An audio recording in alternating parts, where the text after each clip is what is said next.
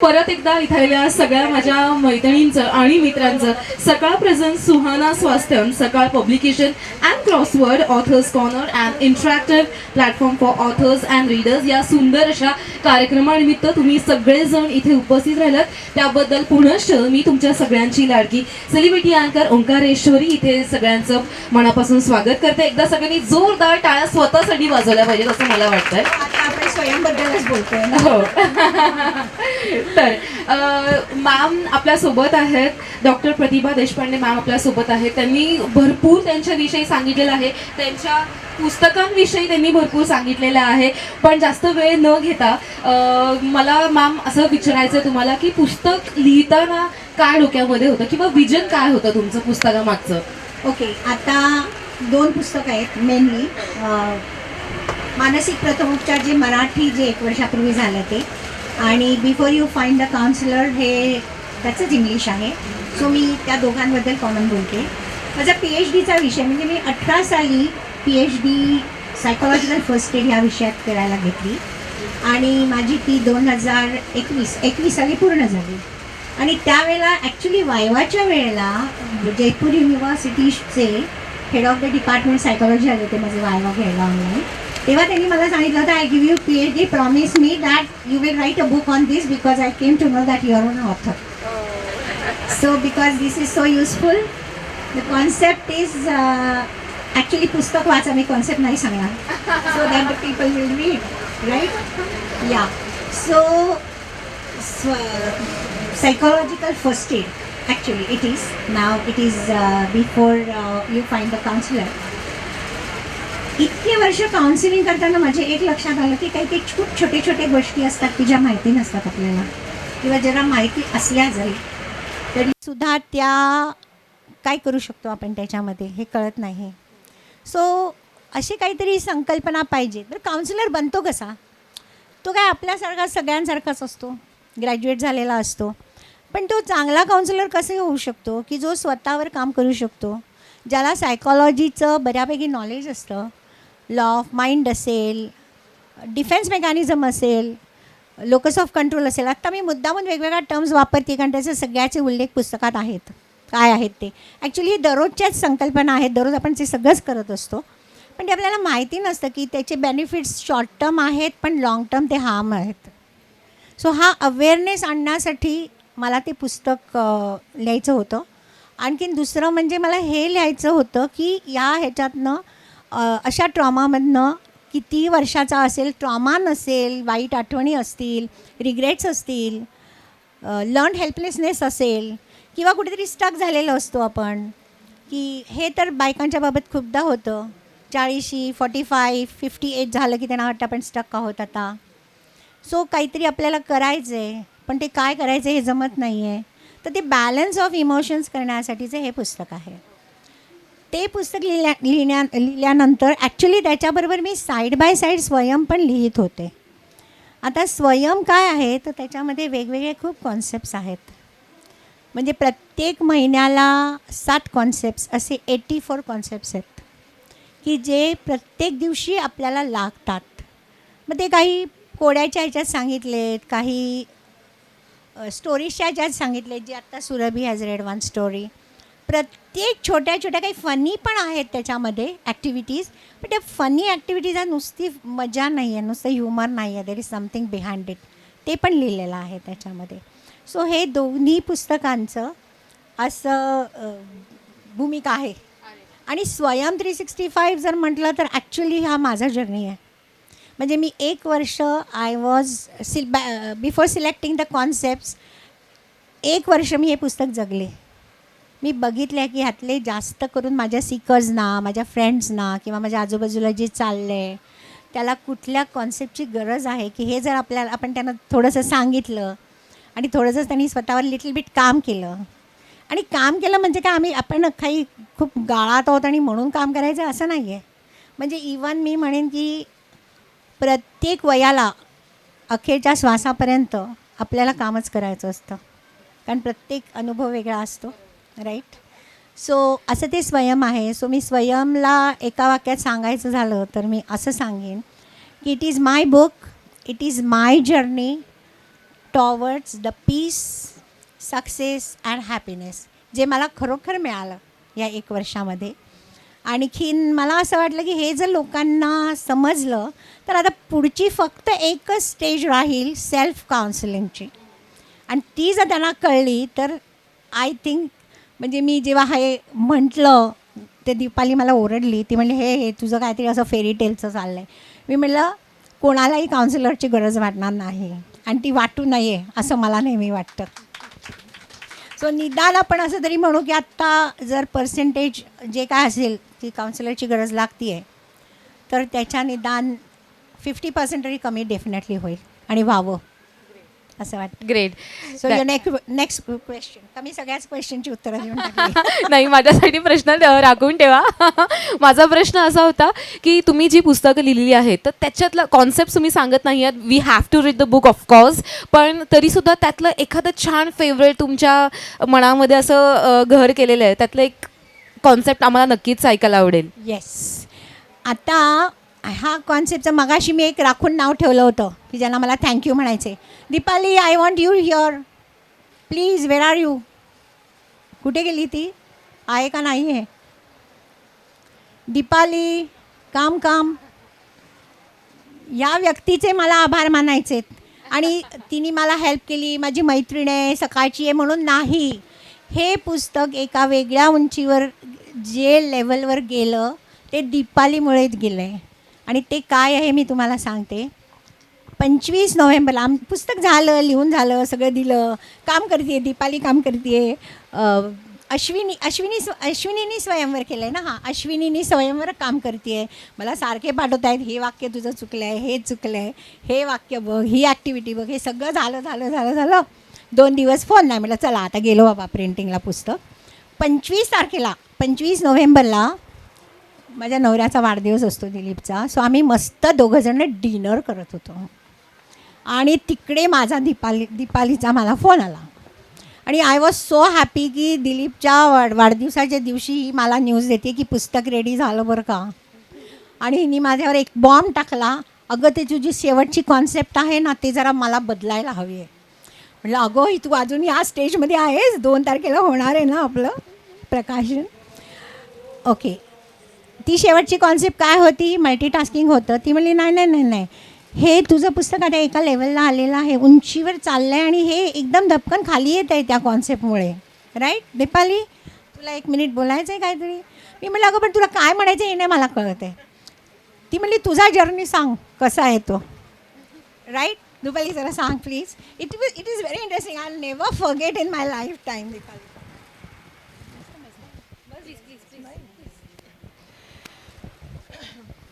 प्रतिभासोबतचं हे 3रं पुस्तक. आधी सुहृद ज्योती हसरा संघर्ष या पहिल्या पुस्तकाच्या निमित्ताने आम्ही सुरुवात केली. त्याच्यानंतर मानसिक प्रथमोपचार हे 2रं पुस्तक. स्वयं 365 चं लेखन, म्हणजे ती कन्सेप्ट प्रतिभाच्या डोक्यात आधीच होती. सगळ्यात आधी मला असं वाटतं की प्रतिभा चांगली लेखक आहे हे जितकं खरं आहे त्याच्यापेक्षा जास्त ती खूप चांगली व्यक्ती आहे. She is a very very very good human being. आणि तिचं प्रेम हे असं मर्यादित नसतं, तिला सगळ्यांचं छान व्हायला हवं असतं. आणि म्हणजे आत्ता इथे अनेक जण असे आहेत ज्यांना ती मुलगी किंवा बहीण किंवा मैत्रीण किंवा नात या टप्प्यापर्यंत अगदी खूप प्रेमाने वागवते. पण ते प्रेम फक्त ह्या जवळच्या माणसांपुरतं मर्यादित न राहता जगातल्या प्रत्येकापर्यंत हे पोहोचवावं असा एक तिला आतून म्हणजे त्याची तिला फारच आच असते की सगळ्यांचं छान व्हायला हवं आहे, सगळ्यांचं कल्याण व्हायला हवं आहे. मला असं वाटतं की अध्यात्म काही वेगळं नसतं किंवा आपल्या संतांनी काही वेगळं सांगितलेलं नाही आहे. तर स्पेसिफिकली आत्ता ती ज्या ॲक्टिव्हिटीविषयी बोलली, थोडंसं असं होतं की जेव्हा लिहित असतो लेखक तेव्हा कधी कधी मला असं वाटतं की एखाद्या क्षणी लेखकालाही असं वाटत असेल की पुरे झालं, आता हे सगळं संपू देत. आणि त्या टप्प्यावरती कधी कधी एखादी ॲक्टिव्हिटी इतर ॲक्टिव्हिटीजपेक्षा थोडी दुय्यम दर्जाची येते. जेव्हा संपादक म्हणून त्याच्याकडे आपण बघतो तेव्हा आपण हे बघतो की पुस्तक शेवटाकडे येताना ते कसं होतं आहे. तर इथे जर तुम्ही पुस्तकाची रचना पाहिली तर तुमच्या लक्षात येईल की आधी स्वतःच्या शरीरापासून सुरू झालेला हा प्रवास एकूणच आपल्या जीवनाचं ध्येय काय असावं, मानवी जीवनाचं ध्येय काय असावं इथपर्यंत जातो. आणि मग माणूस म्हणून व्यक्ती म्हणून मी जिथे थांबतो तिथे समाज म्हणजे कुटुंबाच्या पुढे समाज असं येतं. आणि आपण धर्म, अध्यात्म, प्रार्थना, सर्व धर्मांचा आदर हे सगळं म्हणत म्हणत मानवता धर्मापर्यंत येतो. आणि मग एकदम शेवटच्या टप्प्यावरतीने कंटाळा आल्यासारखी एक ॲक्टिव्हिटी दिलेली की मल्टीटास्किंग योग्य आहे की नाही. तर आता being in corporate culture everyone tells you that please do multitasking. पण किंवा आई म्हणून, बायको म्हणून, संसारात काम करत असताना म्हणजे नवरा म्हणून, बाप म्हणून सगळ्यांनाच एका वेळेस अनेक गोष्टी कराव्या लागतात. त्यामुळे आत्तापर्यंत आपण हेच ऐकत आलेलो आहोत की मल्टीटास्किंग करा, मल्टीटास्किंग करा. आय अंडरस्टँड की ही ॲक्टिव्हिटी योग्य आहे, त्याचा विचार करायला हवा, पण ती आधी यायला हवी होती जेव्हा आपण एका टप्प्यापर्यंत पोहोचतो. म्हणजे प्रतिभाशी कधीही बोलताना असं तिच्या डोक्यात नसतं की मला ना आज काय स्वयंपाक करू कळलंच नाही आहे, किंवा तुला माहिती आहे का माझ्या मुलाचं आणि सुनेचं भांडण झालं आहे. हे म्हणजे ॲब्सोल्युटली कधी नसतं. आणि तो तिचा प्रवास आहे की तिला ह्या गोष्टी तिच्या आयुष्यात नाही आहेत का, तर ह्या सगळ्या गोष्टी ज्या तुमच्या माझ्या आयुष्यात आहेत त्या तिच्याही आयुष्यात आहेत. पण शी इज अबाव ऑल दॅट. तिला त्याच्यापेक्षा सगळ्यांचं छान काय होईल ते बघायचं आहे. ते पुस्तकाचं सूत्र आहे. म्हणून मी तिला असं म्हटलं की तू स्वतःचा प्रवास सांग. मला वाटतं मी नेहमीप्रमाणे खूप बोलले. सो मी आता थांबते. आणि ॲज शी सेड, तू थांब इथेच थांब. आता इथे जिथे तिचं संपतं तिथे माझं डोकं सुरू झालं. आणि तो वाढदिवस चाललाय आणि माझ्या डोक्यात दुसरं चाललंय की आता हिला मला किती वाजता ती म्हणली मला टाईम लिमिट 11. दुसऱ्या दिवशी सकाळी 11ला मला लिहून दे बाई. बरं आता नुसतं मराठी लिहून चालणार नाही ना, इंग्लिश पण आहे. बरं इंग्लिशची एडिटर आहे तिकडे, तिला एक मेसेज टाकला सकाळी तुला एक 7ला मी पाठवते काहीतरी लिहून आणि ते मला एडिट करून 8पर्यंत पाठव, कारण मला पुढे मी कुठे लंडनला कुठे चाललं आहे असं. आता रात्री झोपेपर्यंत माझ्या डोक्यात काय लिहू. आणि मग खरोखर सुंदर कॉन्सेप्ट सुचला मला. आणि जो मी सकाळी 3:30ला उठून लिहिला. 3:30 ते 7 माझं लिहून झालं, मराठी झालं. शाब्बास बरं का. आता मी ते नाव आहे एकला चलो रे, वॉक अलोन. आणि ते लिहिता मला असं वाटलं की हे माझ्या जीवनाचं सार होतं. म्हणजे मला खरं माझा प्रवास खूप उशिरा सुरू झाला आहे सगळा. म्हणजे असं म्हटलं तर 60च्या पुढचाच म्हणायला हरकत नाही आहे. फार फास्ट केला. PhD करायचीच होती पहिल्यापासून, पण एनिवे झाला तो तसा. पहिलं पुस्तक 2010 साली आलं, त्याच्यानंतर 16वं पुस्तक यात आहे.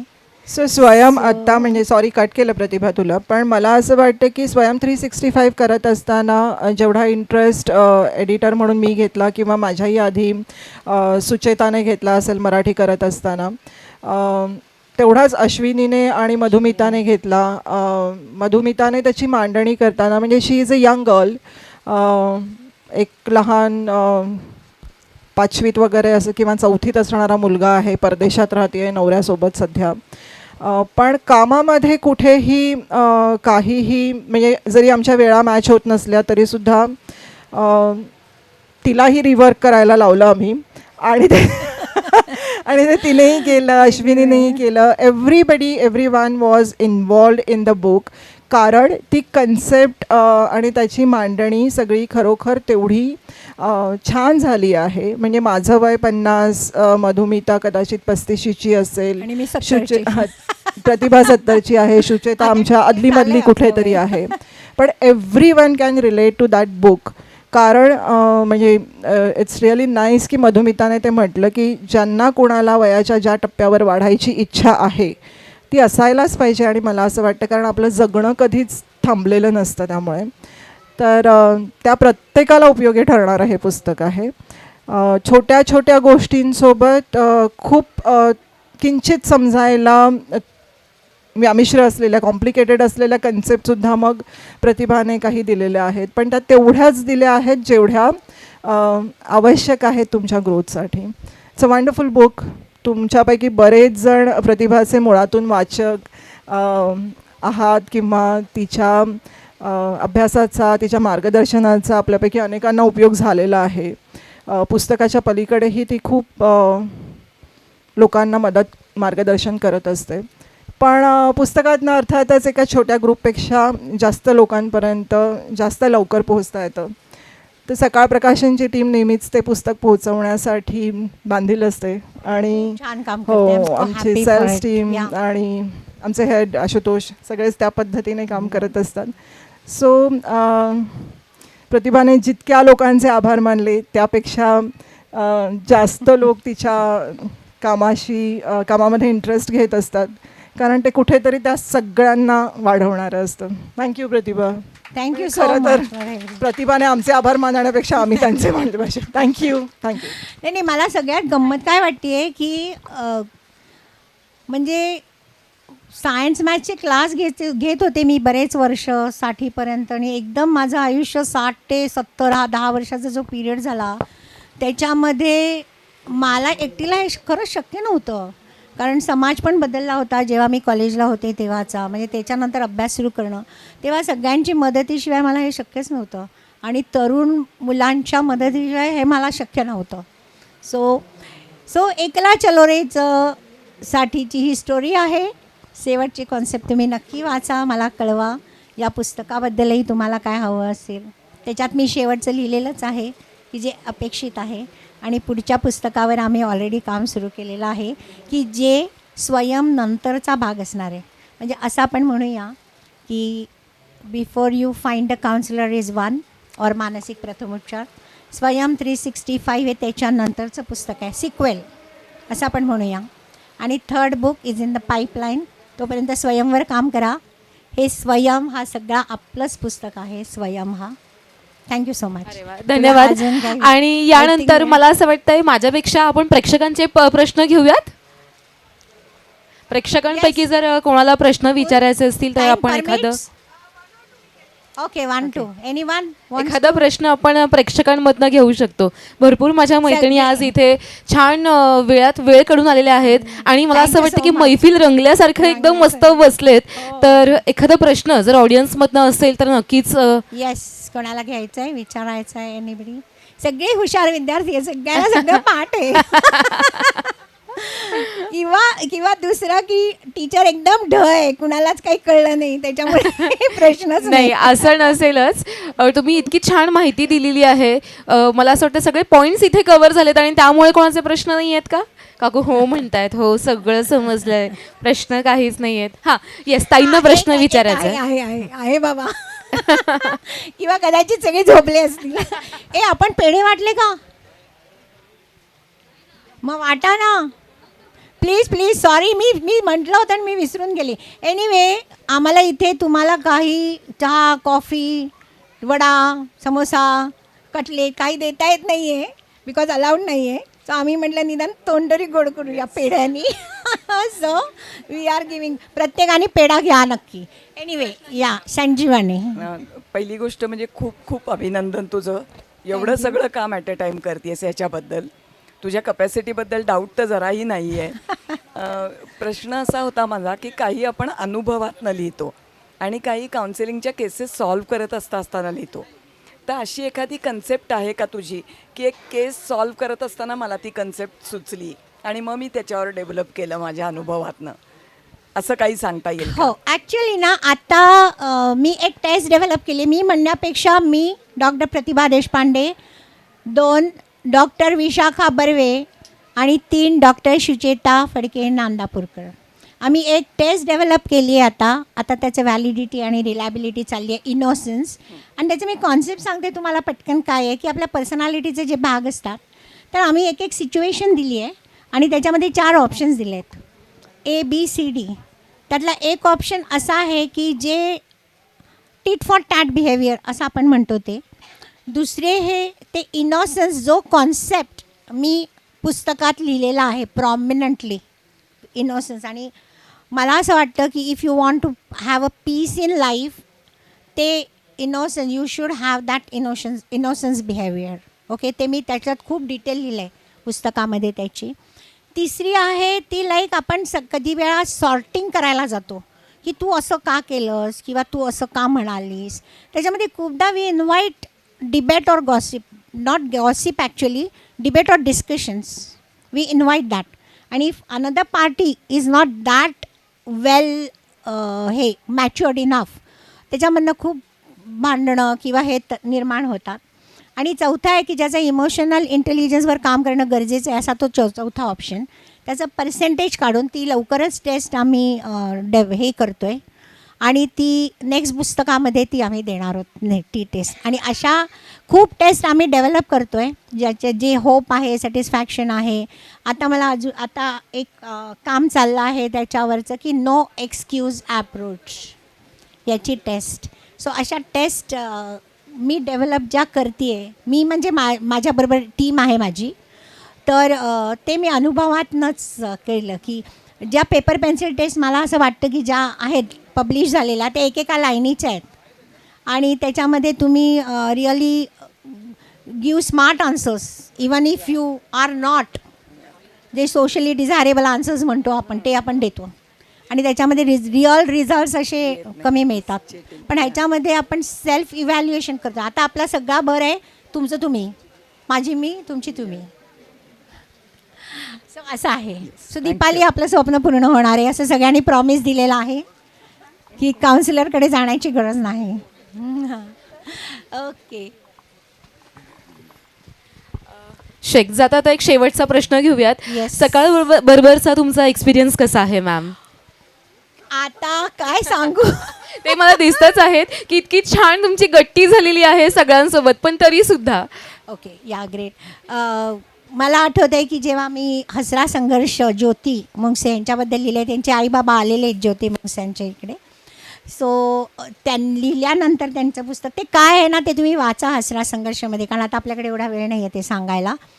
तर त्यांना मी जेव्हा लिहून दिलं त्यांनी मला सांगितलं होतं लिहून द्यायला आणि मी लिहून दिलं जेव्हा त्यांना, तेव्हा त्यांना मी ते म्हणाले आता पब्लिश कोण करणार, तर मी 3 पब्लिशरना दिलं होतं. 3 हो आलं होतं, पण आय वॉन्टेड सकाळ. आणि मी दीपालीलाही दिलं होतं.